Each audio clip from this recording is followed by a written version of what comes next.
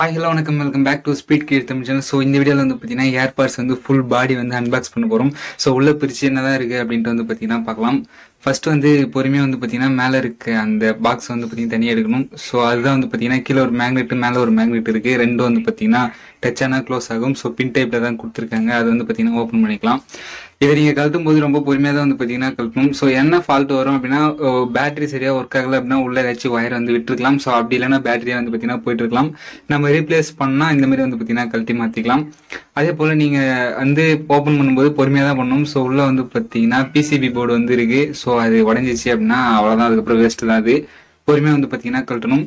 So கீழே ஒரு bottom மேலே தனித்தனியாக வந்து பார்த்தீங்கன்னா வந்துடும். ஸோ பொறுமையாக வந்து பார்த்தீங்கன்னா எடுக்கணும். வேகம் எடுத்தீங்க அப்படின்னா உள்ள ஏதாச்சும் உடஞ்சிரும். ஸோ பொறுமையாக வந்து பார்த்தீங்கன்னா எடுத்துட்டோம்.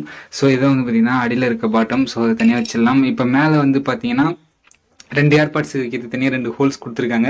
அப்படியே பேக் சைட் திருப்பணும் அப்படின்னா ஸோ 2 மேக்னெட் வந்து பார்த்தீங்கன்னா இருக்குது. அதே போல் இப்போ பேட்டரிக்கு கீழே வந்து பார்த்தீங்கன்னா ஒரு மேக்னெட் இருக்குது. இது முன்னாடி வந்து சார்ஜிங் போர்ட் வந்து கொடுத்துருக்காங்க. ஸோ அந்த சார்ஜிங் போர்ட்டுக்கு மேலே வந்து பார்த்தீங்கன்னா பேட்டரி வந்து அப்படியே ஒட்டி வச்சிருக்கு. சைடில் 2 ஸ்க்ரூ போட்டு போர்டு வந்து பார்த்தீங்கன்னா வச்சிருக்காங்க. ஸோ இதனுடைய செட்டப் வந்து அவ்வளோதான். ஜஸ்ட் இது வந்து பார்த்தீங்கன்னா ஒரு பவர் பேங்க் மாடலில் தான் வந்து பார்த்தீங்கன்னா ஒர்க் ஆகும்.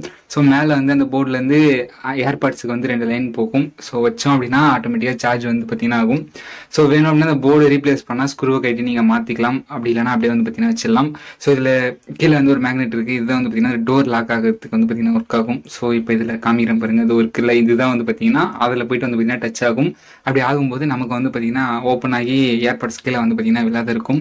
ஸோ இந்த பவர் பேங்க் வந்து பார்த்தீங்கன்னா ஒட்டி வந்து வச்சிருக்காங்க. ஸோ அந்த பேட்டரியோட லைனில் வந்து பார்த்தீங்கன்னா கீழே வந்து கொடுத்துருக்காங்க. இப்போ ஓப்பன் பண்ணி காமிக்கிறேன்.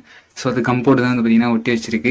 இது ஏன் அப்படின்னா உள்ள வந்து பார்த்தீங்கன்னா பேட்டரி வந்து ஆடாது இருக்கிறதுக்காக வந்து பார்த்தீங்கன்னா ஒட்டி வச்சிருக்காங்க. 2 அதாவது ப்ளஸ் மைனஸ் வந்து பார்த்தீங்கன்னா சால்டிங் பண்ணி வச்சிருக்கு.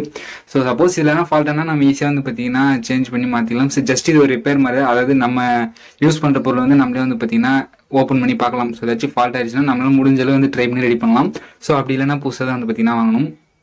அதுக்கப்புறம் வந்து பார்த்தீங்கன்னா இதில் பெருசாக வந்து வேறு எதுவுமே கிடையாது. ஜஸ்ட் ஒரு பவர் பேங்க் மாதிரி தான் ஒர்க் ஆகும். ஸோ இந்த வீடியோ பிடிச்சிருந்தா லைக் பண்ணுங்கள், ஷேர் பண்ணுங்கள், கமெண்ட் பண்ணுங்கள். மறக்காமல் நம்ம சேனலை சப்ஸ்கிரைப் பண்ணி வச்சுக்கோங்க. தேங்க்யூ ஃபார் வாட்சிங்.